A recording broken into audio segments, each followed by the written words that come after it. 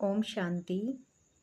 आज का वरदान है प्रारब्ध की इच्छा को त्याग, अच्छा पुरुषार्थ करने वाले श्रेष्ठ पुरुषार्थी भव। तो आइए समझते हैं प्रारब्ध की इच्छा को त्याग कर अच्छा पुरुषार्थ कैसे करें कि श्रेष्ठ पुरुषार्थी बन जाएं। इस वरदान में हमें बहुत सूक्ष्म और गहरी सीख मिलती है। अक्सर हम अपने जीवन में यह सोचते हैं कि जो भी हो रहा है वह हमारी प्रारब्ध है और फिर उसी के अनुसार हम अपने पुरुषार्थ को सीमित कर देते हैं।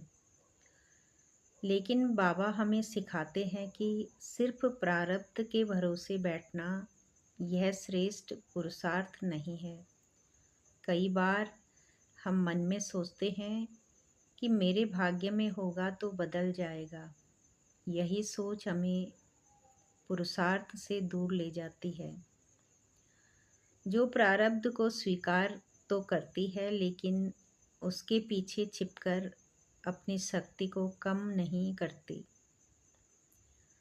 वह यह नहीं सोचती कि जो होगा देखा जाएगा, बल्कि यह सोचती है कि मुझे हर परिस्थिति में श्रेष्ठ कर्म करना है, श्रेष्ठ कर्म ही करना है।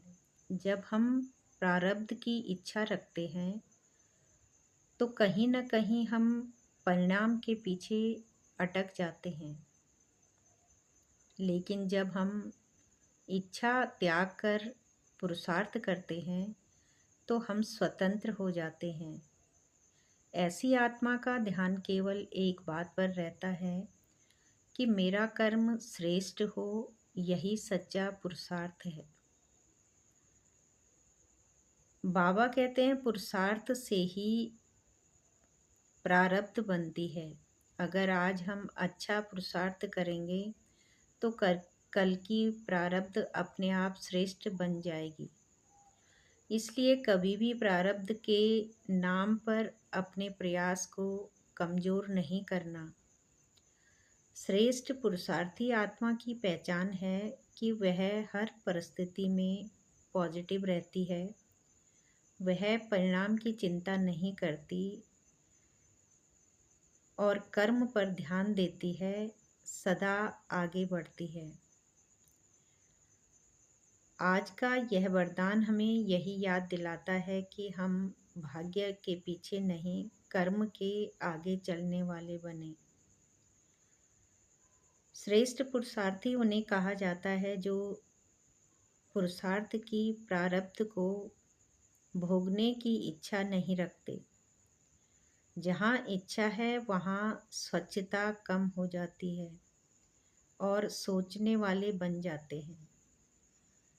जो यहाँ की प्रारब्ध भोगने की इच्छा रखते हैं वह अपनी भविष्य की कमाई जमा होने में कमी कर देते हैं।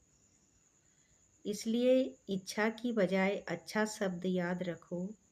श्रेष्ठ पुरुषार्थी सदा फ्लॉलेस बनने का पुरुषार्थ करते हैं, किसी भी बात में फेल नहीं होते। तो आइए आज हम यह संकल्प करें कि हम प्रारब्ध की इच्छा को त्याग कर हर क्षण श्रेष्ठ पुरुषार्थ करेंगे। ओम शांति।